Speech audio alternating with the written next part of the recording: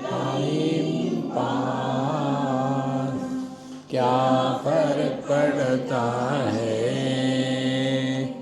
कोई दिक्कत नहीं, पता नहीं, जो थारी राय सो हमारी राय, nothing to do nowhere to go,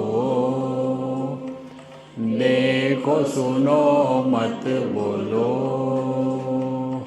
wherever whenever whatever you are, be 100% Karnataka, किसी को आओ मत कहो,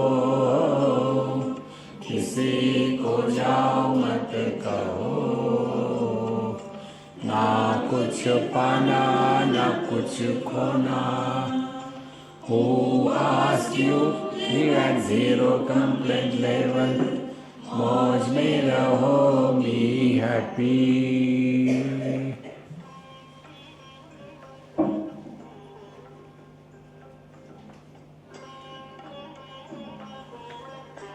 ज़्यादा ही हैप्पी हो रहे हैं। श्री कृष्णा श्री कृष्णा श्री कृष्णा श्री कृष्णा। गुरुर्ब्रह्मा गुरुर्विष्णुः गुरुर्देवो महेश्वरः, गुरु साक्षात् परं ब्रह्म, तस्मै श्री गुरवे नमः, तस्मै श्री गुरवे नमः। विवेक वैराग्य यांची जोड, बांधील तयांची जो सांगड, तो हा का जडमूढ दगड, अवघड ना त्या भवसिंधू। अध्यात्म में विशेष करके यदि हम अध्ययन के क्षेत्र में है तो 4 चीज़ों की आवश्यकता है। जैसे कहीं भी एडमिशन लेनी है तो क्या अच्छा है, ये प्रश्न गलत है।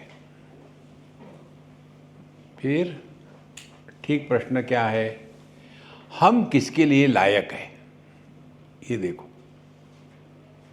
जैसे कई बार ये माताएं पूछती है, स्वामी जी बताओ मेरा लड़का अभी 12वीं हो गया है तो 13वीं पर आएंगे आपके। देखो 12वीं हो गया है, अब बताइए क्या अच्छा होता है, डॉक्टरी कि इंजीनियरिंग। अब अच्छा क्या होता है, कैसे इसका प्रश्न का उत्तर दे। तो फिर हमने उसको पूछा 23 गुणे 7 कितना होता है। ये क्या कर रहे हो? नहीं, मैं जरा कैलकुलेटर देख रहा हूँ। हमने कहा तुम डॉक्टर बनो। इतनी आसानी से बता दिया। हाँ देखो, वो मेरे जैसा होगा जिसका नंबरों से जिसकी नंबरों से दुश्मनी है। हम नंबर बिल्कुल नहीं समझते, 0। तो यदि हम सोचे कि हम इंजीनियर बनेंगे तो वो पुल हमेशा गिर जाएगा। तो समझना है कि हम लायक किस लिए हैं। तो यदि हमको पहली टेस्ट, यदि हमको शास्त्रों का अध्ययन करना यह स्वाभाविक है, तब हम में 2-4 गुण होने संभव है। तो 4 गुण बताते, साधन चतुष्टय संपन्न अधिकारी। पहला है विवेक। विवेक माने सत असत का विवेक। ये विवेक भी अनेक प्रकार के होते हैं। एक होता है जड़ चेतन का विवेक, सांख्य लोगों का विवेक है ये। जैसे ये टेबल जड़ है, मैं चेतन हूँ, तो विवेक ये बड़ा आसानी से समझ में आता है। दूसरा होता है वेदांत का विवेक, वो है सत असत का विवेक। सत माने कुछ तो भी है, असत माने कुछ नहीं है। तो है और नहीं है, इनका विवेक करना, इसका तात्पर्य क्या निकला कि केवल सत मात्र है, तो इसमें दो है ही नहीं। तो जैसे रस्सी और सांप, इनका विवेक करना है तो क्या करना पड़ेगा कि रस्सी सत है, वास्तविक है, और ये जो सांप दिख रहा है, ये दिख रहा है लेकिन है नहीं। इसीलिए विवेक की आवश्यकता है। और विवेक जब परिपक्व हो गया तो परिपक्व विवेक को ही वैराग्य कहते हैं। देखो, कच्चा आम जब पक जाता है तब उसको मीठा आम कहते हैं, कैरी और आम। उसी प्रकार से विवेक की परिपक्वता को वैराग्य कहते हैं। वैराग्य का अर्थ राग का विरोधी नहीं तो राग का विरोधी द्वेष है। वैराग्य माने जो राग द्वेष उन दोनों के द्वारा प्रभावित नहीं होता, वह वैराग्य। तो विवेक वैराग्य ये बेसिक हो गए। अब इनको जीवन में लगाना है तो कहाँ कहाँ लगाना है, तो 6 जगह बताए शास्त्रों में। एक है शम, अपने मन पर लगाना है। ये विवेक क्या लगाना है मन पर? हमारा मन जिसमें एक्सपर्ट है उसी को लेके हम करेंगे।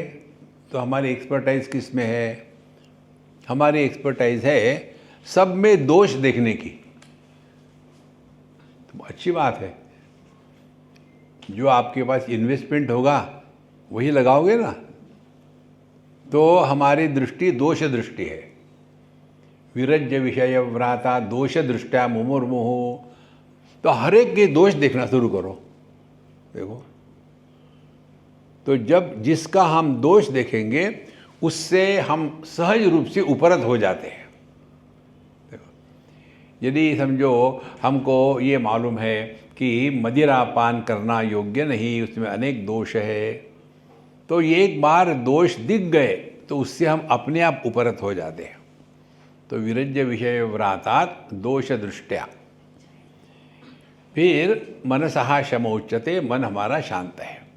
उसके पश्चात दूसरी बात है दम। शम के बाद दम। हमारे दक्षिण भारतीय लोग उसको दमा कहते हैं। तो दम माने हमारे इंद्रियों पर नियंत्रण। कौन सी इंद्रिय? सबको छोड़ो, एक को पकड़ो, अपनी ज़बान। बोलना और चखना, इसको लेकर के हम यदि सजग हो जाए तो बहुत बड़ी साधना हो रही है। शम दम। फिर उपरति। उपरति माने उप माने करीब, नज़दीक। रति माने रमण करना। जो व्यक्ति अपने आप में प्रसन्न रहता है उसको कंपनी की आवश्यकता नहीं।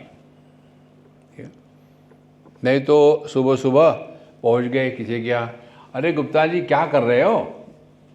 और गुप्ता जी कहते तू यहाँ कैसे टपका सुबह सुबह, 5 बजे है, क्या हो गया? नहीं यार मैं बोर हो रहा था। कौन आया तुमको बोर करने? नहीं वही तो कारण था, कोई था ही नहीं इसलिए मैं बोर हो रहा था। इसका अर्थ क्या है? जो व्यक्ति अपने आप से बोर होता है, कितना सॉलिड बोर होगा वो। जो अपने आप से बोर होते हैं वो कंपनी चाहते हैं। उपरति, प्रसन्न रहो। तो शम दम उपरति। फिर श्रद्धा। श्रद्धा हमने काफ़ी विस्तार से देखी है। ऐसा कहते हैं कि the faith can move mountains. उसके आगे और जोड़ना है, इफ और faith is stronger than the mountain. हमारी फेथ जो रोलर स्कूटर होते हैं ना बच्चों के, वैसे फेथ के नीचे चक्के, किसी को ढकेलो तो हम ही चले जाएंगे पीछे। इसीलिए फेथ वो है जिसके द्वारा हम जिस क्षेत्र में है वहाँ टिके रहते हैं। ये तो गंगा गए गंगादास, जमुना गए जमुनादास, घर में है तो है ही देवदास नहीं। अच्छा, श्रद्धा। फिर तितिक्षा, पांचवी बात। तितिक्षा माने सहनम सर्व दुखानाम अप्रतीकार पूर्वकम। जो जीवन में सह नहीं सकता वो कुछ पा नहीं सकता। सहनशीलता ये आंतरिक शक्ति है, और ऐसे नहीं कि मजबूरी का नाम महात्मा गांधी। चिंता विलाप रहितम, रो रो करके धो धो के नहीं, ठीक है तो एक्सेप्ट कर लो। और ये 5 बातें जब होगी, क्षमा दम उपरति श्रद्धा तितिक्षा, 5 बातें यदि हो गई तो उसका परिणाम हमारे मन पर कैसा होगा? समाधान। समाधान माने अब लिविंग एट 0 कंप्लेंट लेवल। ये 5 और 1 6 चीज़ें होगी, तब जाकर के हम वेदांत के अध्ययन के अधिकारी हैं। और जिनमें कहीं कमी होगी उनको इस अध्ययन में एक तो परेशानी होगी, दूसरा कंप्लेन होगी, ये तो ठीक है पुस्तक में, लेकिन एक्चुअली लाइफ में नहीं हो सकता तो मत करो। देखो, तो विवेक वैराग्य यांची जोड़, तो जीवन में विवेक वैराग्य चाहिए। फिर बांधील तयाची जो सांगड़, तो दोनों साथ साथ चाहिए। या तो विवेक ही विवेक है, दोनों विवेक और वैराग्य। तो हो का जड़मूढ़ दगड़ अवघड़ ना त्याशी भव सिंधु। तो ऐसा जो व्यक्ति लोगों की दृष्टि से कैसा भी होवे, पत्थर के जैसा, यदि विवेक वैराग्य है तो वो जगत में किसी के भी द्वारा प्रभावित नहीं होगा। तभी जाकर के हम अध्यात्म के मार्ग पर चल सकते हैं। तो हम जब कंप्लेन करते हैं ना, तो हमने जो जैसा है वैसा स्वीकार नहीं किया। विवेक अविक्षेपाणि आवरण तेनेहा भवमार्ग संकीर्ण गुरुवाक्य दीप किरण निर्विघ्न मार्गदर्शक। अब अगले इसमें बताते हैं विक्षेपाणि आवरण। पंचदशी आप लोगों ने पढ़ा है, हम लोगों ने जब कोरोना फेस्टिवल करी थी तब था, उसमें 7वें अध्याय में आता है। 7 परतें हैं, 7 कवरिंग्स है, 7 पर्दे हैं। अविद्या, आवरण, विक्षेप, परोक्ष ज्ञान, अपरोक्ष ज्ञान, दुख निवृत्ति और निरंकुशा तृप्ति, ये 7 स्टेजेस है। देखो, पहले आवरण या पहले अज्ञान, आवरण ने पहले अज्ञान, तो अज्ञान का आवरण, अज्ञान का आवरण क्या हो गया? ज्ञान की जो अपूर्णता है वही अनेक प्रकार की कल्पना करके जो नहीं है उसको देखने लग जाते हैं। देखो, तो पहले अज्ञान, इस अज्ञान का आवरण ढक्कन आ गया। ढक्कन आने के बाद अब अपनी विशेषता आ जाती है। उनको आप जानते हो क्या? मैं नहीं जानता। तो चुप रहो। लगता है चोर होगा, अरे चोर कहाँ से ले आए? तो ये विक्षेप जो है, ये हमारे मन में छिपे हुई जो गंदगी है वही बाहर आती है। देखो संतो, बुरा जो देख न मैं चला, बुरा न मिलिया कोई। हमको दुनिया में बुराई यदि दिखती है तो ये स्पष्ट समझ लेना हमारे अंदर में ठसाठस भरी हुई है। पापी सर्वत्र पापम आशंकते, एक सिद्धांत है। इसलिए हम ये कैसे जानते हैं? एक बार एक आ गए हमको मिलने के लिए, स्वामी जी आज तो मैं छोड़ूंगी नहीं आपको, पकड़ो। आप मेरे से क्यों गुस्सा करते हो?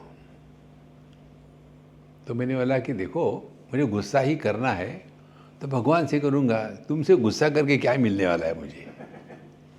देखो, I don't even recognize your presence. ये तुम मुझसे गुस्सा कर रहे हो, ये अपने मन के भाव है, बाहर कुछ नहीं होता।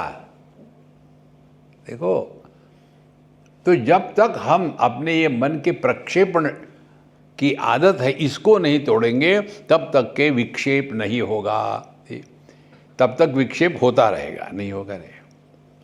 तो मन में जो भी विचार आते हैं ना, समझ लेना स्पष्ट, कोई भी विचार बाहर से नहीं आता, सभी विचार हमारे मन में अव्यक्त रूप से रहते हैं। जैसे सभी आभूषण सुवर्ण में अव्यक्त रूप से रहते हैं, सभी लहरें समुद्र में अव्यक्त रूप से रहती है, उसी प्रकार से सभी विचार अच्छे या बुरे ये हमारे ही अंतःकरण में अव्यक्त रूप से रहते हैं। तो जो अंदर होगा वही बाहर निकलेगा ना, देखो। इसीलिए पहले अविद्या, फिर आवरण, और फिर आवरण के पश्चात अंदर की गंदगी बाहर निकल आएगी, विक्षेप। तो ये विक्षेपों को शांत करने के लिए अगली स्टेप है कि परोक्ष ज्ञानम, उसके लिए सत्संग में जाओ, अध्ययन करो।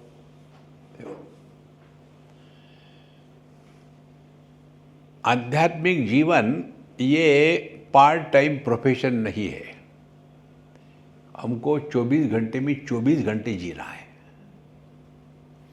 नहीं तो हमारे एक मित्र के जैसे कैलिफोर्निया की बात है, हम जब गए उनके यहाँ, अकेले ही है, बोले स्वामी जी मैंने सिंपल खाना शुरू कर दिया है, केवल मैं सलाद खाता हूँ। तो ठीक है हम भी खाएंगे, हमको कुछ फ़र्क नहीं पड़ता। हम गए, भैंस के जैसा इतना सारा सलाद ले लिया। हमने कहा मैं इतना नहीं खा सकता, थोड़ा सा दे रहा। तो खा लिया। खाने के बाद कैसा लगा ना, बहुत अच्छा लगा। मुझे मेरा पिछला जन्म याद आया।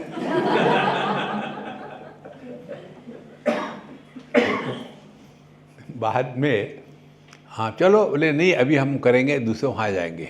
कहाँ? वो आइसक्रीम की दुकान में।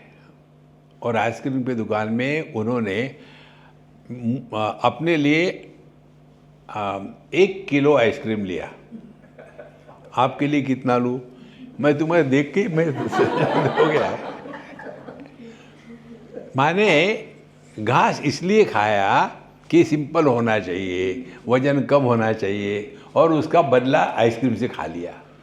देखो, तो हम जाते कंप्लेन करके मन में विक्षेप है, तो सत्संग सुनो। सत्संग सुनने के बाद, सत्संग सुनने से कुछ नहीं होता। फिर क्या होता है? नहीं, जब तक हम सुनते हैं ना, तब तक तो सब ठीक लगता है। बाहर गए, चप्पल पहनी, सब गड़बड़। तो क्या करे? चप्पल पहनना छोड़ दो। इसीलिए हमारे यहाँ ये एक आध्यात्मिक प्रक्रिया है। मंदिरों में सत्संग में जाओ तो पुरानी चप्पल पहन के जानी है, और निकलते समय अपनी पुरानी चप्पल छोड़ दो, वहाँ कोई नई होगी उसको पहन के निकल जाओ। पुरानी चप्पल माने अपना मैं, और नई चप्पल माने अब हम अपने को बदलने को तैयार है। चप्पल से शुरू करो। देखो, सत्संग यदि हमने परोक्ष ज्ञान प्राप्त कर लिया, जो आपको मिल रहा ना, अभी मैं जो बोल रहा हूँ, इसको परोक्ष ज्ञान कहते हैं। देखो, परोक्ष विषय वेदाः प्रमाणम, ऐसा कहते हैं कि स्वर्ग, नरक, पिछला जन्म, अगला जन्म, पाप पुण्य, धर्म अधर्म, ये किसी व्यक्ति के द्वारा निर्णित वस्तु नहीं है। शास्त्र बताते हैं ऐसा करोगे तो नरक में जाओगे, ऐसा करोगे तो स्वर्ग में जाओगे, पिछले जन्म में तुम ये थे, इस जन्म में ये हो। अब मालूम तो किसी को है नहीं। देखो, इसीलिए ये परोक्ष ज्ञान को अपरोक्ष ज्ञान में हमको कन्वर्ट करना है, तो उसके लिए हमको उस ज्ञान को अपने जीवन में उतारना है। तो कैसे उतारे? शुरू कर दो। देखो, सुनो, मत बोलो, यहाँ से शुरू कर दो। आप कभी पोल्ट्री फार्म गए होंगे? पोल्ट्री फार्म में घुसो और शांत खड़े रहो, कहीं से कहीं पोल्ट्री का बर्ड आ जाएगा और आपके पैर को टच करेगा, तो आप नेचुरली रिएक्शन करोगे, तो पूरा का पूरा पोल्ट्री शुरू हो जाता है। इसी प्रकार से वो वहाँ की स्थिति कैसी होती है, वो पोल्ट्री फार्म के बायर की, उसी प्रकार से हमारी अंदर की स्थिति है।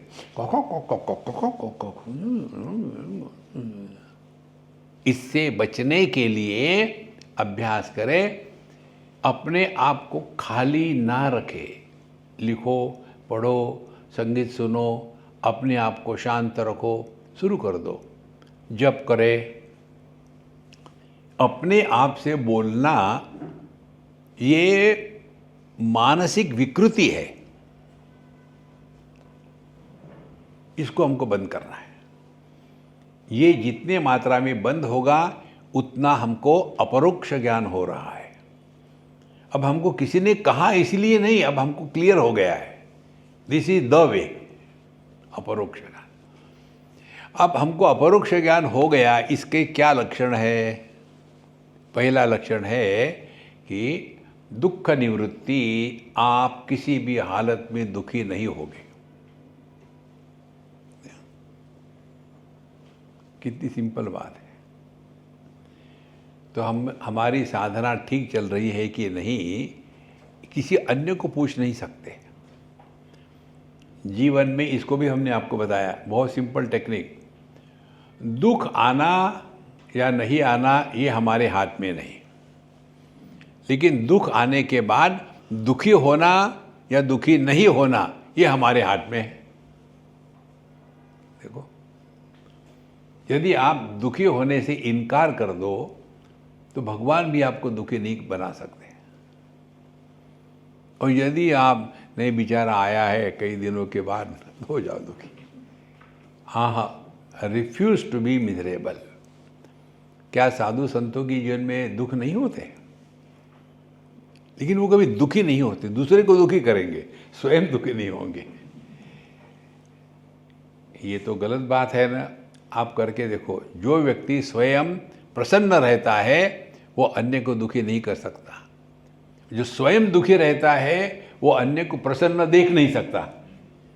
देखो, तो दुख का निवृत्ति हो गई और उसके पश्चात निरंकुशा तृप्ति। अंकुश माने कि जैसे हाथी को कंट्रोल करने के लिए जो होता है ना लोहे का, उसको अंकुश कह रहे हैं।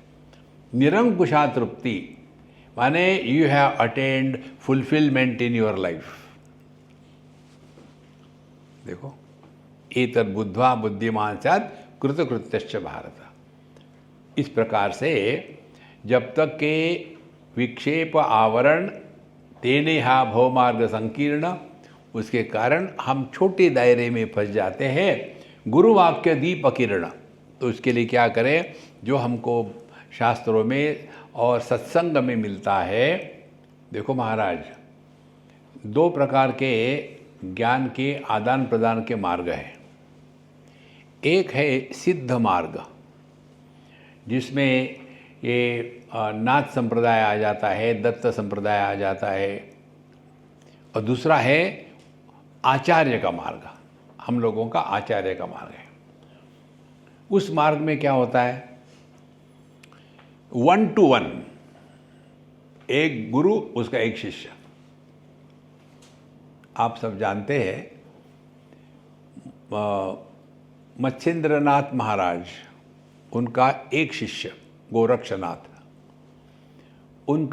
गोरक्षनाथ का एक शिष्य गहनीनाथ, गहनीनाथ का एक शिष्य निवृत्तिनाथ, निवृत्तिनाथ का एक शिष्य संत ज्ञानेश्वर महाराज।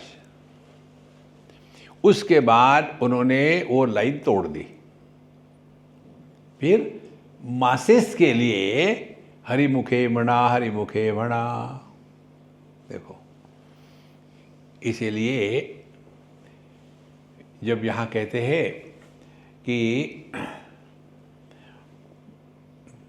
गुरुवाक्य दीप किरण, तो ये गुरुवाक्य का अर्थ इस प्रकार से 1 to 1 मत करना। ये स्पष्ट समझ लो। गुरु को हम बाहर रखेंगे ना तो बेचारा लटकता रह गया, नीचे तो उतारो यार, ने लटको वहाँ। ध्यान से स्पष्ट समझ लेना, गुरु हमारे हृदय में अपने जीवन के हर एक अनुभूति से सीखने की जो क्षमता है उसको गुरु कहते हैं। ये उदाहरण हमने कई बार दिया है। खाना प्लेट में है, भूख पेट में है, तो प्लेट के खाने से पेट की भूख शांत नहीं होगी। तो प्लेट का खाना उठा करके मुख के द्वारा मुख में डालो, फिर उसको चबाओ, चर्वण करो, और फिर वो जब लिक्विड जैसा हो जाएगा फिर निगल जाओ। और ये कहाँ पहुँचेगा? जहाँ भूख है वहाँ। इसी प्रकार से गुरु महाराज तो ज्ञान दे रहे हैं, उनके पास ज्ञान है, और समस्या कहाँ है? उनके मन में नहीं, समस्या हमारे मन में है। तो वह ज्ञान हमारे मन में प्रकट होना चाहिए। देखो, आप तो कहते हैं ठीक है मौज में रहो, मौज रहो, but it is very difficult, तो दुखी रहो। देखो, इसीलिए जो हमारे संत महात्मा या शास्त्रों में बताते हैं उसका अनुभव करने की जिम्मेदारी हमारी है। देखो, हम इसमें कोई मदद नहीं कर सकता। और जब खाना खाते हैं तो हम खाने पर उपकार नहीं करते, देखो यार तुम पड़े हुए थे मैंने तुमको खाया, नहीं। इसी प्रकार से जो हम सत्संग में सुनते हैं और अपने जीवन में उतारने का पूरा प्रयत्न करते हैं, तो हम गुरु पर उपकार नहीं करते हैं। परेशानी हमारी है। देखो, इसीलिए ये बहुत सिंपल वाक्य है, गुरुवाक्य दीप किरण, फिर वही प्रकाश की किरण है, निर्विघ्न मार्गदर्शक। तो निर्विघ्न मार्गदर्शक माने आपने जीपीएस लगा दिया, ठीक से लगाया? हाँ लगाया। हाँ, फिर हाँ, कब क्या है? ईटी है 2:15, कोई बात नहीं। फिर अब क्या? अब चलो। अच्छा, चलना ही पड़ता है। सिर्फ वो जीपीएस लगाने से नहीं होगा, आपको चलना पड़ेगा। नहीं तो हम जीपीएस, बकवास है, जीपीएस लगा दिया, कहीं गाड़ी हिलती ही नहीं। इसीलिए गुरु को बाहर रखना बंद कर दे। गुरु अपने हृदय में प्रकट होना चाहिए, और वो गुरु का, उसको कहते गुरुर् ब्रह्मा गुरुर्विष्णु गुरुर्देवो महेश्वरः गुरु साक्षात परब्रह्म तस्मै श्री गुरवे नमः। देखो, ब्रह्मा जी का क्या धंधा है? निर्मिति। विष्णु जी का क्या धंधा है? मेंटेनेंस। और शिव जी का क्या धंधा है? कष्टों का निवारण, नाश करना। अब आपके हृदय में आपको हम गुरु दिखा रहे, ध्यान से देखना। हमारे जीवन की ऐसी एक कोई घटना होती है जिसके कारण हमारा मन बहिर्मुखता से हट करके अंतर्मुखी होने लग जाता है। देखो, ये वही दर्द दिल है जो उनको पाता है, भगवान भला करे उसका जो दिल दुखाता है। देखो, कितनी बड़ी बात है। तो कोई भी घटना हो तो वो घटना हमारे हृदय में, हमारे जीवन में ब्रह्मा जी गुरु के रूप में प्रकट हो गई। गुरु ब्रह्मा, फिर गुरु विष्णु। फिर हम सत्संग में आए और कितने लोग हमको बताते हैं कि स्वामी जी मैं कुछ ऐसा ही देख रहा था यूट्यूब पर और आपका ये सुना और ऐसे लगा कि बस मैं यही चाहता था। ये किसने किया? क्यों देख रहे थे आप यूट्यूब पर? क्योंकि घर में यू मैं चल रहा था। इसलिए चलो यूट्यूब पर जाते हैं। तो जीवन की जो भी घटना हमको अंतर्मुखी करने में मदद करती है वो ब्रह्मा जी। और एक बार इस मार्ग पर आ गए, अब लगे रहो मुन्ना भाई, छोड़ो मत। कितने लोगों का ये होता है, बेचारे आ तो जाते लेकिन टिकते नहीं, फिर उनका क्या है, दे गो फॉर गुरु शॉपिंग। इसीलिए गुरु विष्णु, फिर गुरुदेवो महेश्वरा। हर एक के जीवन में अनेक प्रकार की समस्याएं आती है, तो ये समस्याओं को निराकरण करने वाली जो आंतरिक शक्ति है, डोंट गिव अप, लगे रहो। तो ये जो आंतरिक शक्ति है, कष्ट के दुख के द्वारा भी अपने आप को बचा के रखना, वो लॉर्ड शिवा है। गुरुदेवो महेश्वरा, हमारे जीवन के कष्टों का निवारण। और फिर गुरुरेव परम ब्रह्म, तो वही परमात्मा हमारे जीवन में 3 प्रकार से प्रकट होता है। एक ऐसी घटना जिसके कारण हम अपने जीवन की दिशा मोड़ लेते हैं। दूसरी, हम जब कहीं फंस जाते हैं तो भी वी डोंट गिव अप, वो विष्णु भगवान आ गए। और कठिनाई आ गई तो भी हम उसको सह लेते हैं, आगे चलते हैं। ये 3 चीज़ें एक ही परमात्मा की 3 उपाधि के माध्यम से हमारे हृदय में प्रकट होने वाली है। ये है गुरु। देखो, गुरु साक्षात परब्रह्म तस्मै श्री गुरवे नमः। इसीलिए जब कहते हैं ना, गुरु अनेक नहीं होते, सभी गुरु है यदि हमने उनसे सीखा है तो। नहीं तो कितने भी गुरु आके सामने खड़े कर दो, चैलेंज, मुझे सुधार के दिखाओ। देखो, इसीलिए साधना क्या हो गई फिर गुरु के प्रति, गुरु वाक्य साधना क्या हो गई? साधना हो गई हमारे दत्तात्रेय महाराज ने बताई वो साधना। उन्होंने कहा कि मैंने अपने 24 गुरुओं से क्या सीखा। उन्होंने कहीं नहीं कहा मुझे किसने क्या सिखाया, मैंने क्या सीखा वो बताते हैं। आकाश से मैंने ये सीखा, वायु से ये सीखा, अग्नि से ये सीखा। देखो, यहाँ तक के वेश्या से उन्होंने सीखा। तो कि वेश्या को गुरु बना लिया उन्होंने? हाँ जी, नहीं तो साक्षात भगवान नारायण आएंगे, उनको कन्फ्यूज कर देंगे। देखो, इसीलिए गुरु वाक्य का तात्पर्य है हमारे जीवन में हर एक घटना, हर एक व्यक्ति का आना जाना, ये हमारे हृदय में गुरु का संदेश है। और निर्विघ्न मार्गदर्शक, यदि इसको आप ले लो तो आपके जीवन के सभी समस्याएं शांत हो जाएगी। कंप्लेन नहीं करना। तो जिसके हृदय में गुरु प्रकट हो गया है, उसका महत्व का लक्षण लिविंग एट 0 कंप्लेंट लेवल। मोक्ष नाही ज्ञाना विना, विना विरक्त न पवे ज्ञाना, संसार जो वाटेवा अनित्यम अवा, स्फुरेना कल्पना विरक्ति जी। कैसा टाइप किया है? मोक्ष नाही ज्ञाना विना। अब मोक्ष को स्पष्ट समझ लो, कहीं जाना आना नहीं है, ना स्वर्ग में जाना है ना नरक में जाना है। देखो, तो मोक्ष किसको कहते हैं? अपनी गलत धारणाओं से मुक्त होना, उसको मोक्ष कहते हैं। क्या क्या धारणा है हमारी गलत? इस समय हम क्या है, पहली धारणा। इसके लिए अपना महामंत्र wherever whenever whatever you are be 100%, आपने साधना शुरू कर दी है। तो जैसे हम सत्संग में हैं, सत्संग जब चल रहा उस समय, इस समय हम केवल सत्संगी हैं। बाकी जितने रिश्ते नाते सुख दुख अपना पराया, उसको जूतों के साथ बाहर रख दो। देखो, तब जा करके हम साधना कर रहे हैं। तो मोह का ही क्षय होना है।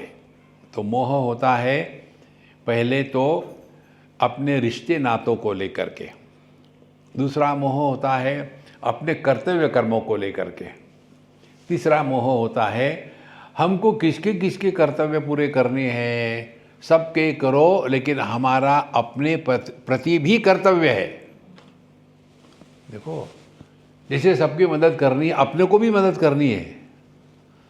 तो हमारा अपने प्रति कर्तव्य यही है कि इसी देह में, इसी जीवन में हमारा जीवन परिपूर्ण हो गया, तब ठीक चल रहे, नहीं तो फिर वैसा ही रोना धोना चलते रहता है। और आपको एक महत्व की बात बताते हैं, ये हमारा अंतिम जन्म है। नहीं स्वामी जी ऐसा मत करो, मुझे और जन्म लेना है। देखो, ये हमारा अंतिम जन्म हो सकता है यदि हम चाहे तो। नहीं चाहे तो कोई बात नहीं, फिर वही तम्बाकू वही चुना। एक बार एक राजस्थान का कुआं था, आप लोगों ने देखा होगा कम से कम टीवी पर या यूट्यूब पर। बड़े कुआं होता है और अंदर उतरने के लिए वहाँ सीढ़ियाँ होती है, स्पाइरल, और कुआं सूखा था। हाँ, उसमें एक अंधा आदमी था, कहाँ से अगर कहाँ गया मुझे पता नहीं, पहुँच था। अच्छा, ऊपर से किसी ने देखा और वो चिल्ला रहा था, अरे मैं अंधा हूँ, मुझे दिखता नहीं, कैसे ऊपर आना, बताइए बताइए। तो एक सज्जन ने कहा, देखो तुम अपना दाहिना हाथ जो है दीवार पर रखो और चलते जाओ, जहाँ दरवाज़ा होगा वहाँ घुस जाना। बोले ठीक है जी। अब उसने अपना दाहिना हाथ लगा करके चलना शुरू कर दिया। हाँ, अभी नहीं दीवार, अभी दीवार है, अभी दरवाज़ा नहीं आया। जब दरवाज़ा आया उस समय उसको खुजली आई।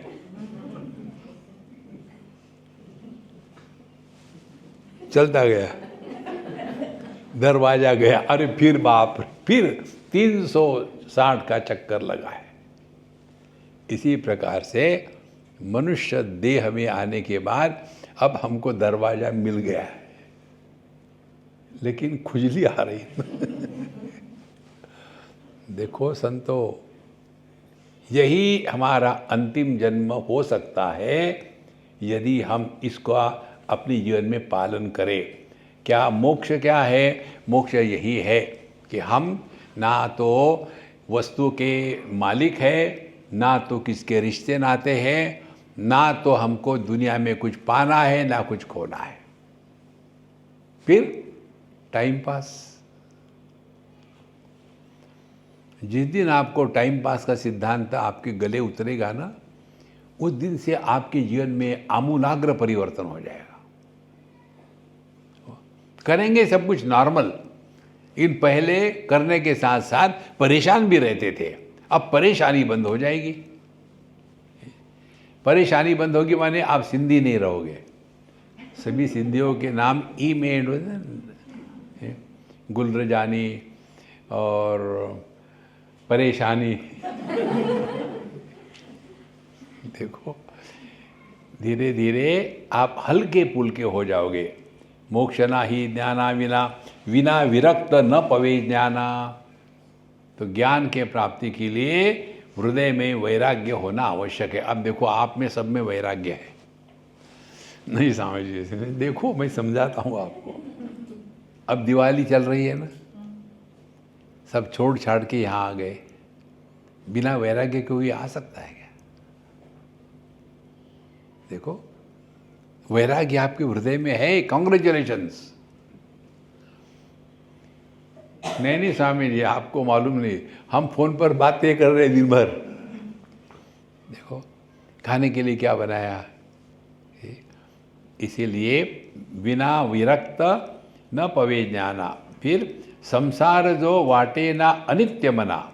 जब तक के हमको ये दुनिया में रस कम नहीं हो जाता। देखो, इसको समझने के लिए एक दो सिंपल सिद्धांत था। ये दुनिया हमेशा ऐसी ही थी, ऐसी ही है, ऐसी ही रहेगी। देखो, माने जगत को हम कैसा देखें? श्लोकार्धेन प्रवक्ष्यामि यदुक्तम ग्रंथकोटिभिः। जो हजारों ग्रंथों के द्वारा कहा गया है मैं आपको आधे श्लोक में बताऊंगा। श्लोकार्धेन प्रवक्ष्यामि यदुक्तम ग्रंथ कोटिभिः। क्या बताया? ब्रह्म सत्यम जगन मिथ्या जीवो ब्रह्मैव नापरा। सुनते लेते हम, पाठ भी करते हैं, लोगों को बताते भी है, लेकिन मिथ्या का अर्थ क्या है? देखो, टेक्निकली नहीं, कोई वस्तु मिथ्या है, उसके साथ हमारी इंटरेक्शन कैसी होती है? पहली बात, मिथ्या को लेकर के हम उसको प्राप्त करने की इच्छा नहीं करते। दूसरी, उसको सुधारने की इच्छा नहीं करते। तीसरी, उसको नष्ट करने की इच्छा नहीं करते। चौथी, उसको देख करके दुखी नहीं होते। पांचवी, वो आके चला गया तो कोई बात नहीं। ये 5 बातें यदि दुनिया के साथ रहते समय होगी तो हमने ये दुनिया को मिथ्या स्वीकार किया है। और इसका एक्सपेरिमेंट अपनी जीवन में देखना है। तो जैसे हम दर्पण के सामने खड़े रहते हैं तो हमारा जो ज्ञान है, दर्पण में दिखने वाली हर वस्तु दिखती है लेकिन होती नहीं। देखो, 2 सिद्धांत है, ब्रह्म सत्यम जगन मिथ्या। तो दर्पण का ही उदाहरण ले लो, दर्पण सत्यम प्रतिबिंब मिथ्या। देखो, अब दोनों का अर्थ क्या हो गया? प्रतिबिंब मिथ्या माने क्या? रिफ्लेक्शंस आर इल्यूजन्स, दिखेंगे जैसा बिंब है वैसे ही, लेकिन उसके द्वारा दर्पण प्रभावित नहीं होगा। एक तो अर्थ ये है कि जगन मिथ्या, दिखता है लेकिन होता नहीं। और सर्वम खल्विदम ब्रह्म, सब कुछ ब्रह्म ही है। अभी ध्यान से सुनना। जैसे समझो ये दर्पण है, इसमें कुछ प्रतिबिंब है, तो उस प्रतिबिंब में हमको आदमी दिख रहा है, गाय दिख रही है, घोड़ा दिख रहा है, और पेड़ दिख रहे हैं, पहाड़ है, नदी है, गति है, स्थिति है, सब कुछ दिख रहा है। ये सब का सब क्या है? वही दर्पण है। माने वही दर्पण का जो पृष्ठभाग है, वही पुरुष बना है, वही स्त्री बना है, वही पेड़ बना है, वही पौधा बना है। माने एक ही दर्पण अनेक रूप से प्रतीत हो रहा है, लेकिन उस प्रतीति के कारण वो प्रभावित नहीं हो रहा है।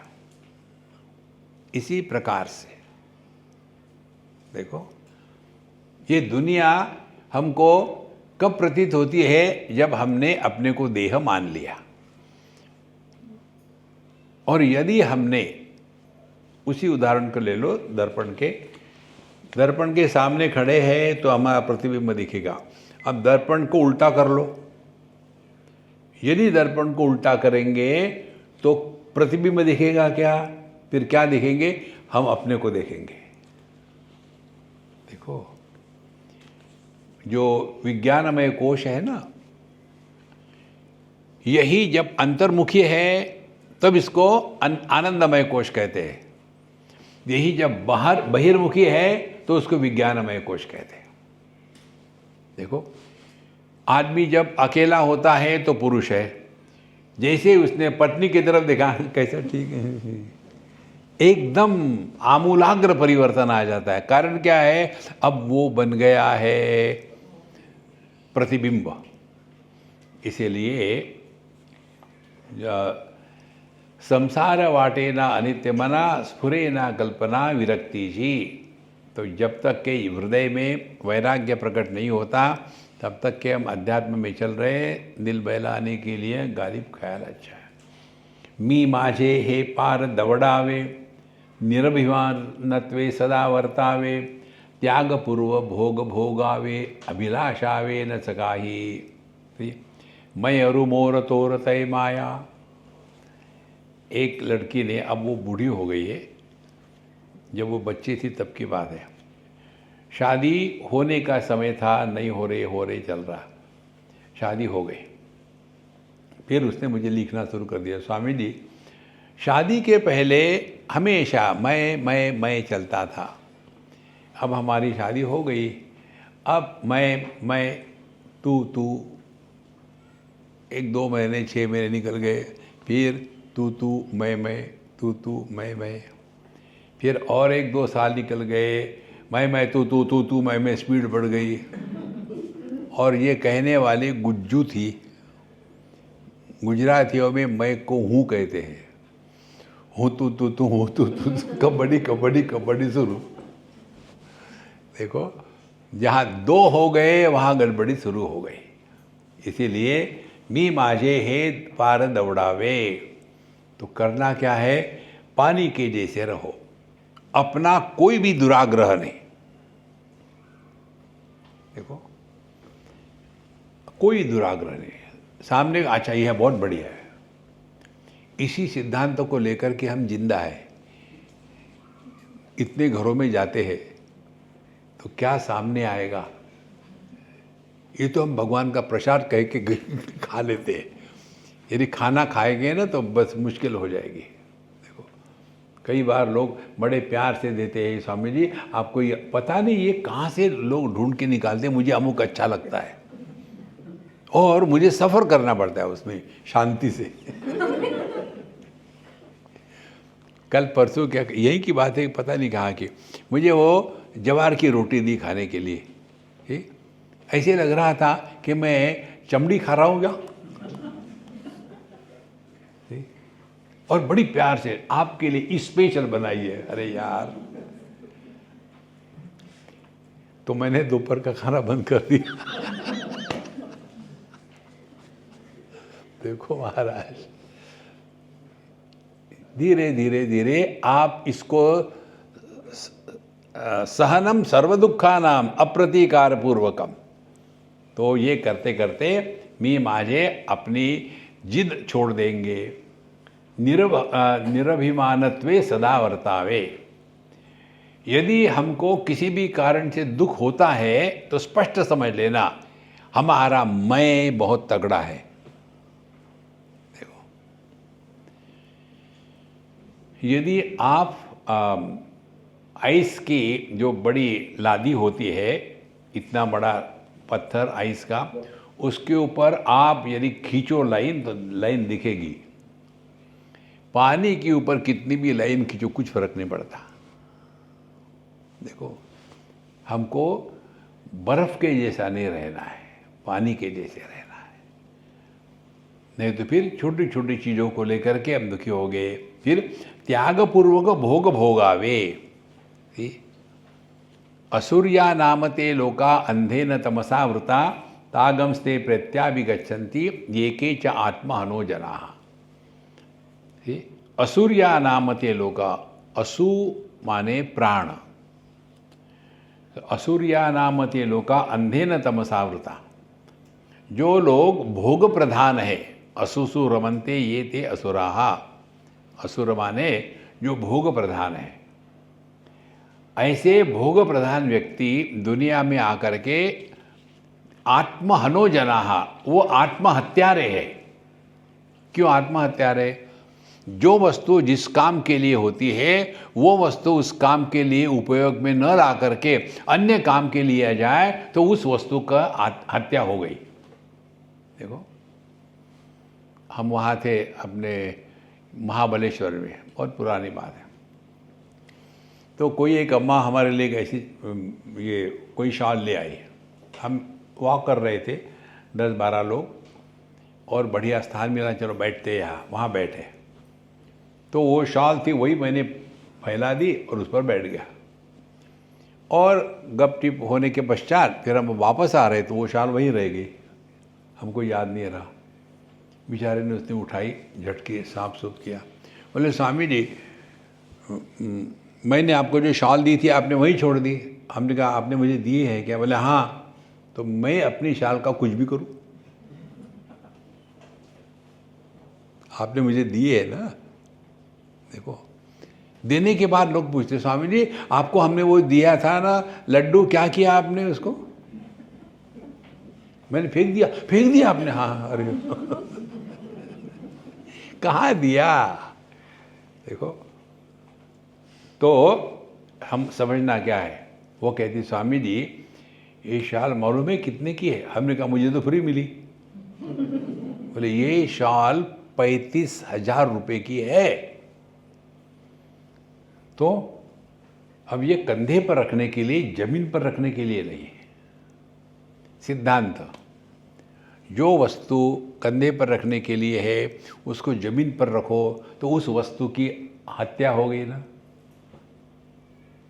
अब हमारा मनुष्य देह मुक्ति पाने के लिए है, वो छोड़ करके हम वही तम्बाकू वही चूना जिंदगी भर खा खा करके मुंह लाल किया, तो अगले जन्म में लाल मुंह के बंदर। देखो, इसीलिए महात्मा जी आत्महत्या इसी को कहते हैं। आत्मा की हत्या नहीं होती। जो हमारे जीवन का प्रयोजन है वो प्रयोजन यदि सफल नहीं हुआ तो हमने आत्महत्या करी है। तो यही कहते हैं यहाँ कि त्याग पूर्वक भोग भोगावे अभिलाषावे न चकाही। तो जगत से कोई अपेक्षा मत रखो, किसी से भी, यहाँ तक के भगवान से भी अपेक्षा मत रखो। लेकिन हम हिंदुस्तानी, प्रॉब्लम वही है। हिंदुस्तानी जब जाता है डॉक्टर के पास, पहले उसको सिखा देता है। हमारे पुणे में एक डॉक्टर है, उनके बाहर में एक बोर्ड लगा है, अपने जूतों के साथ अपनी व्हाट्सएप की डिग्री बाहर रख करके आओ। आजकल सभी के सभी व्हाट्सएप ग्रेजुएट हो गए। बिल्कुल इतना हिम्मत से बोल देते, आप इसको खाओ कुछ नहीं होगा, क्यों खाए। देखो, पहले ऐसे धड़ा से ठोक देते हैं। तो डॉक्टर के पास जाते हैं तो वो बताते हो सुनो, नहीं हम बताएंगे। इसलिए अभिलाषा न सकाही। फिर जप तप व्रत योग साधन वेदोपनिषद परिशीलन उदंड अध्यात्म ज्ञान निरूपण भक्ति विहीन है फोल। अब ये दूसरी महत्व की बात है, जिसको कहते हैं कि ड्राई वेदांती। ये वही कहते हैं जिन्होंने भगवद गीता के 18वें अध्याय का 54वां श्लोक नहीं पढ़ा। ब्रह्मभूत प्रसन्नात्मा। यदि हमारी तत्व में निष्ठा है तो पहला लक्षण प्रसन्नात्मा, you are happy, cheerful, not because of but in spite of. प्रसन्नात्मा, प्रसन्नात्मा ने कि हैं क्या हो गया पता नहीं, आज जब से रियलाइज हो गया हैं हो गया, नहीं। प्रसन्नात्मा माने दो बातें, न शोचती, भूतकाल का बोझा उतार दिया है। नहीं तो वही पुरानी बातें याद करना, हम जब छोटे थे तब की बात है। बूढ़ों लोगों को ये समझ में नहीं आता। Nobody is interested in our childhood, they are concern about their youth. अब हमारे जेब में यदि मूंगफली होगी तो हम चॉकलेट बांटेंगे, वही देंगे ना जो है वो। ये बहुत बड़ी साधना है, अपने भूतकाल को वर्तमान में ला करके दूध में नमक डालने जैसा है। वर्तमान में रहना ये श्रेष्ठ साधना है। एक बार हमारे यहाँ कोई आ गया, अरे अच्छा आप आ गए, आइए बैठिए बैठिए बैठिए, उनको बैठा दिया। फिर हम बाहर गए, देख रहे, फिर बीच में आ गए, हाँ सब ठीक ठाक है ना, हाँ। वो उत्तर देने के पहले फिर हम बाहर गए। 2-3 बार ऐसा हुआ तो उन्होंने पूछा स्वामी जी आप परेशान है? परेशान नहीं, फिर नहीं, आप 10 बार बाहर जा रहे, नहीं कोई इम्पोर्टेंट व्यक्ति आने वाला है। माने क्या? You are not important. जो है वो इम्पॉर्टेंट नहीं है। इसी प्रकार से जो वर्तमान में रहते हैं वही जीवन ठीक से जी रहे हैं। हमको ना तो भूत को लाना है ना तो भविष्य में भटकना है। ब्रह्मभूत प्रसन्नात्मा न शोचति न कांक्षति। ये यदि होगा तो क्या होगा? समहा सर्वेषु भूतेषु, आपके हृदय में समत्वम योग उच्यते समः सर्वेषु भूतेषु। देखो, बड़े बड़े गीता के प्रवचन करेंगे और फिर कहेंगे नहीं नहीं नहीं वो अमुक है, वो जैसे साईं बाबा को लेकर के कितनी उल्टी सीधी बातें होती। मुझे एक ने पूछा, स्वामी जी आपने तो पढ़ा होगा सुना होगा, आपको कैसे लगा? ना टाइम पास हो गया। देखो, किसी के कहने से अपनी श्रद्धा यदि डगमगाती है तो वो श्रद्धा नहीं थी। देखो, इसीलिए ये बहुत महत्व की बात है। जप तप व्रत योग साधना ये सब करते रहो लेकिन भक्ति विहीन। तो भक्ति का तात्पर्य क्या है? समः सर्वेषु भूतेषु मद भक्तिम लभते पराम। पराभक्ति, ऑर्डिनरी भक्ति नहीं। पराभक्ति और अद्वैत ज्ञान ये दोनों सिनोनिमस है, दे आर नॉट डिफरेंट। देखो कितनी सिंपल बात है। जगत में हर वस्तु हमको अपने लिए अच्छी लगती है, अन्य के लिए नहीं लगती, लेकिन हम अपने को अच्छे लगते अपने लिए, कि वही एकमेव अद्वितीय अनुभूति है। इसीलिए आप सब कुछ करो, जप करो, तप व्रत योग साधन अध्ययन करना, सब कुछ करना है। बहुत बढ़िया बढ़िया लेक्चर दे सकते हैं, लेकिन भक्ति विहीन ते फूल। भक्ति का अर्थ है मेकअप नहीं। देखो, ये तो दुनिया भर का मेकअप हो जाता है, फिर उसी में फंसे रहते हैं। देखो, एक बार अमेरिका की बात है, किसी छोटे से मंदिर में एक हमारा सत्संग चल रहा था। 10 12 15 लोग थे। सत्संग होने के बाद एक दक्षिणी सज्जन आए थे, वो वयस्क थे, बैठे थे, और मंदिर में कैसे जाना है ये आप दक्षिण भारत में सीख सकते हो। सबसे बढ़िया मंदिरों का अनुभव आनंद आता है आप केरला में जाओ तो। सुबह 4 बजे देखेंगे आप लोग कितना नहा धो करके फ्रेश होकर के आते हैं। देखो, हमारे उत्तर भारत में अरे आज सुबह सुबह क्या जाना है। तो वो आ गए थे मंदिर में सत्संग के लिए, बढ़िया लुंगी पहनी, उसके ऊपर में फिर और पहनते हैं, और दूसरा क्यों पहनते? नहीं खराब न हो जाए। और उसके पश्चात फिर उन्होंने पूरा मेकअप कर लिया था, जितने पट्टे जहाँ लगा सकते हैं, माला वगैरह। और आने के बाद सत्संग हो गया हमारा। फिर कहते स्वामी जी आपके जैसा मैं भी रियलाइज़ हूँ, लेकिन मुझे कोई आप टिप्स दीजिए। किस चीज़ की? 1 रुपया 2 रुपये नहीं, वो टिप्स नहीं। मुझे ये टिप्स दीजिए कि आपके जैसा मैं पॉपुलर होना चाहता हूं। तो क्या टिप्स है? आप हंस रहे, मैं रो रहा था। देखो, इसीलिए कहते हैं उदंड अध्यात्म ज्ञान निरूपण, लेक्चर देना सबसे सिंपल बात है। देखो, और वेदांत का लेक्चर देना उससे भी सिंपल बात है। लेकिन फिर एक बार आदमी को लोग कहने लगे जी आपका सत्संग बहुत अच्छा था, हम फिर आदमी ऐसा, the frog wants to become a bull and burst open. इसीलिए उदंड अध्यात्म ध्यान निरूपण भक्ति विहीन ते फोल। तो ज्ञान की परिपक्वता को भक्ति कहते हैं और भक्ति की परिपूर्णता को ज्ञान कहते हैं। देखो, दो भिन्न नहीं है। इसीलिए मन भक्ति लभते पराम, पराभक्ति कही है। पराभक्ति है माने जिसमें भक्त और भक्ति अलग नहीं है। देखो, भक्ति ये अनुभव है, उपासना ये कर्म है। उपासना क्रियात्मक होती है, उसमें परिवर्तन आ सकते हैं। भक्ति ये अनुभव है। भक्ति करते नहीं, भक्ति होती है, उपासना करते हैं। इसीलिए भक्ति विहीन ते फोल, अल्पांधरीचा जो साप तोच प्रकाशी दोर आपाप, अल्पांधार प्रकाश स्वरूप दोहीचा बाप तू एक। देखो, एक गांव के पास एक छोटा सा आश्रम था और उस खेत जो ये था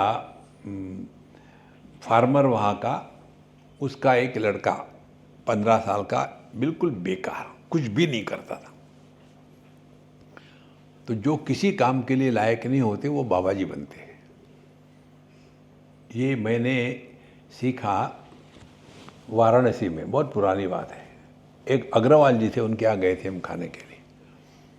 उनका एक लड़का 6+ चौड़ा लंबा, 4+ चौड़ा। हम लोग खाने के लिए बैठे तो हमने कहा महात्मा जी आओ, आप खाओ आप खाओ। तो ठीक है, हम खाने के लिए आए, खा के जाएंगे। तो उसके माँ को अच्छा नहीं लगा, बोले स्वामी जी ये इतना नालायक है, कुछ काम नहीं करता, ये इतना तगड़ा मोटा है कि अपने बाप को खिड़की से बाहर फेंक सकता है, तो वो भी कुछ नहीं बोलते इसको। मैं तो तंग आ गई, इसको आप अपने आश्रम में ले जाओ। तो मैंने कहा अम्मा कितनी अच्छी बात कही आपने। कैसे? मुझे भी मेरी माँ बाप ने ऐसे भेज दिया था। उस दिन मुझे समझ में आया है कि जो हर काम के लिए नालायक होता है वो या तो पॉलिटिशियन बने या बाबा जी बने, दो। देखो, इसलिए ऐसा जो था लड़का, उसको कहा उसके बाप ने तुम बेकार हो, जाओ उस आश्रम में कुछ पढ़ के आओ। उसको तो टाइम पास, ठीक है, गए। 4-6 महीने के वापस आ गए। क्या पढ़ा, क्या पढ़ना है वहाँ? सबके सब सांप ढूंढ रहे, मिल ही नहीं रहा। वेदांत माने रस्सी और सांप ढूंढ रहे, मिल ही नहीं रहा। अब क्या हो, जो सांप नहीं ढूंढ सकते उनको क्या आएगा? वेदांत पूरा नहीं होता है जब तक कि आप सांप और रस्सी को नहीं लाते। तो अल्पांधरी था जो सांप, माने कुछ तो भी है, ये ज्ञान है, क्या है ये मालूम नहीं, ये अज्ञान है।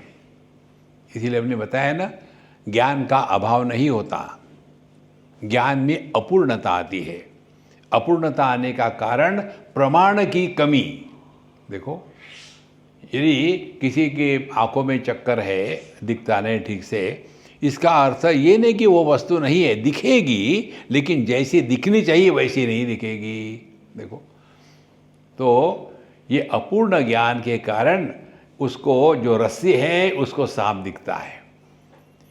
तो ये रस्सी को सांप जो दिखा रहा है वही व्यक्ति फिर टॉर्च लेके देखता है तो वहाँ रस्सी दिखती है।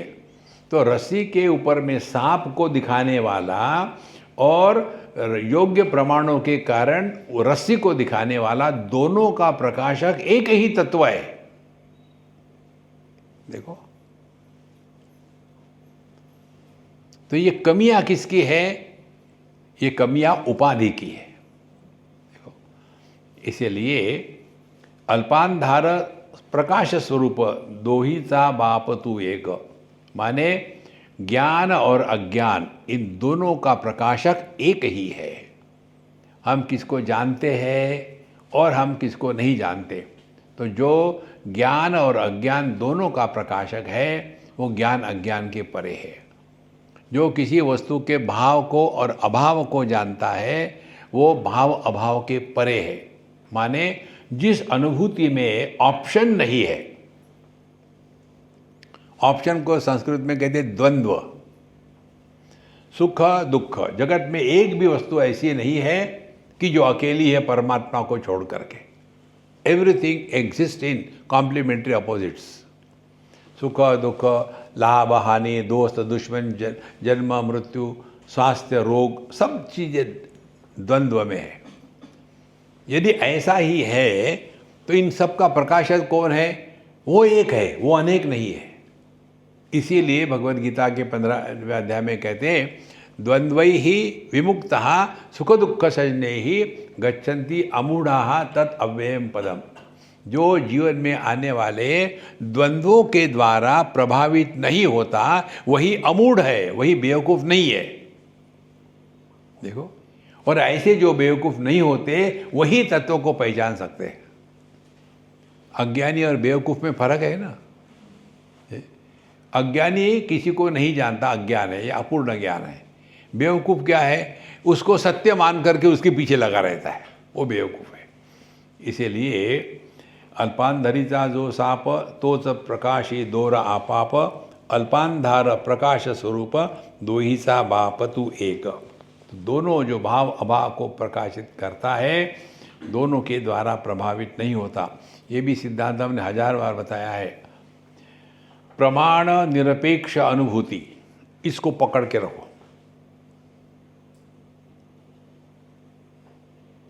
हमको जो ज्ञान होता है इंद्रियों के माध्यम से होता है, विषयों का।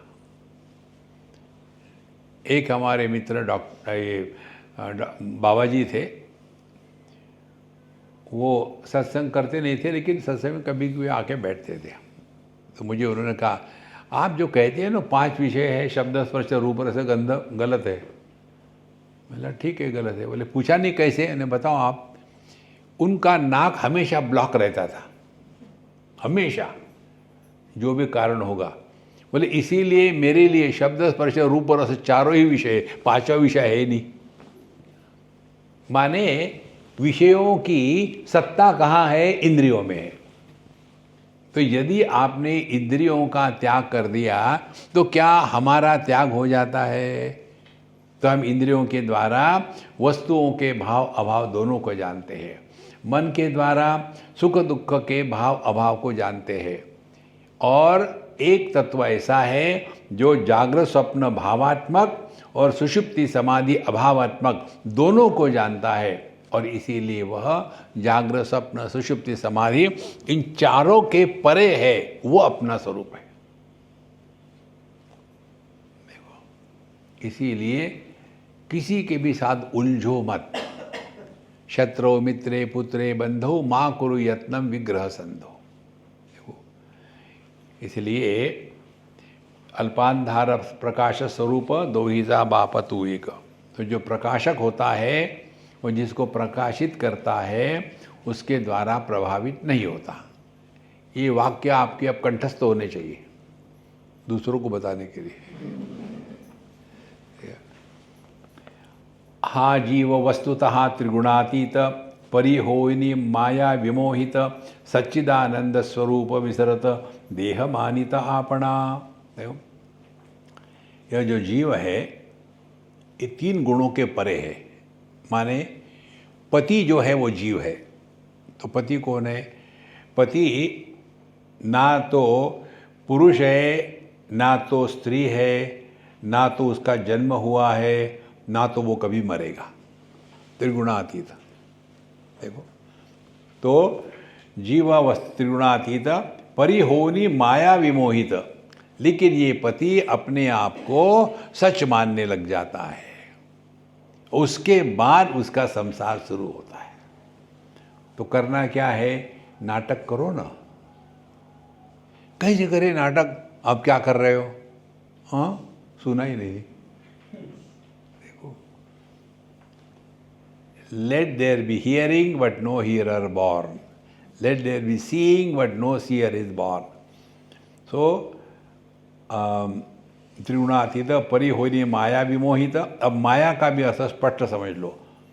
जो ज्ञान हमको इंद्रिय मन बुद्धि के माध्यम से उपलब्ध होता है उस ज्ञान को माया कहते हैं। माया माने मेजर किया हुआ ज्ञान। जैसे आंखें ले लो, आंखों के द्वारा हम एक विड्थ का लाइट स्पेक्ट्रम देख सकते हैं, उसके परे हमारी आंखें नहीं जाती। देखो, तो क्या हम यही कहेंगे लाल से लेकर के वायलेट तक इतने ही रंग है, इसके परे दूसरे कोई भी प्रकाश के किरण नहीं है? देखो, तो फिर ये एक्सरे वायरे सत्यजीत रे कहाँ से आए? तो वो हमारे आँखों की कमी है। इसी प्रकार से जो हमारे इंद्रिय मन बुद्धि से हमको ज्ञान मिलता है वह मिथ्या है, वो पूर्ण नहीं है, अपूर्ण है। और अपूर्ण ज्ञान की ही सब समस्या है। देखो, इसीलिए माया विमोहित सच्चिदानंद स्वरूप विसरत, और इसके कारण अपना जो सच्चिदानंद स्वरूप है वो भूल जाते हैं हम। देखो महाराज, अब कैसा पता चले कि हम अपने स्वरूप को भूल गए हैं? ध्यान से सुनना। यदि आपको कहीं भी किसी भी क्षण मान अपमान फील हो रहा हो तो समझ लेना आप गलत रास्ते पर जा रहे हो। दुखेषु अनुद्विग्नमनाः सुखेषु विगत स्पृहः वीतराग भय क्रोधः स्थितधिः मुनि उच्यते। आपके ज्ञान में कभी खोट नहीं आएगी। प्रकाशम च प्रवृत्तिम च मोहमेव च पांडव न द्वेष्टि संप्रवृत्तानि न निवृत्तानि कांक्षति। 14वें अध्याय में बताते हैं। प्रकाश सत्वगुण है, प्रवृत्ति रजोगुण है और मोह तमोगुण है। ये आए जाए हम पर उसका कोई प्रभाव नहीं पड़े।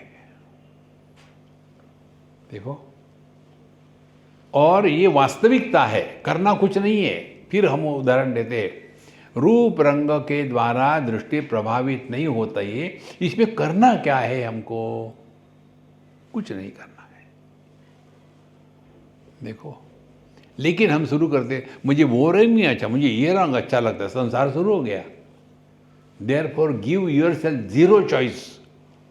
Laser the choice we entertain, happier we are.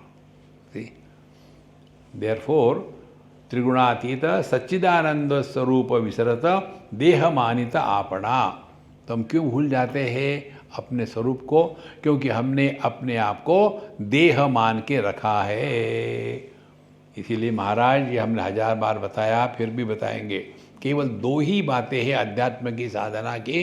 पहली बात फ्रीडम फ्रॉम बॉडी आइडेंटिफिकेशन, दूसरी बात freedom from the notion that I am a soul. हमारे गोवा में चलो, सोल करी खाओ, मजा आएगा। देखो, जिंदगी भर इसी को लेकर के पापो हम पाप कर्मा हम। इसीलिए शायद बाप को लोग पापा कहते हैं, क्योंकि बच्चा पाप कर्मा है। ओम पूर्णमदः पूर्णमिदं पूर्णात् पूर्णमुदच्यते पूर्णमादाय पूर्णमेवावशिष्यते। ओम शांति शांति शांति।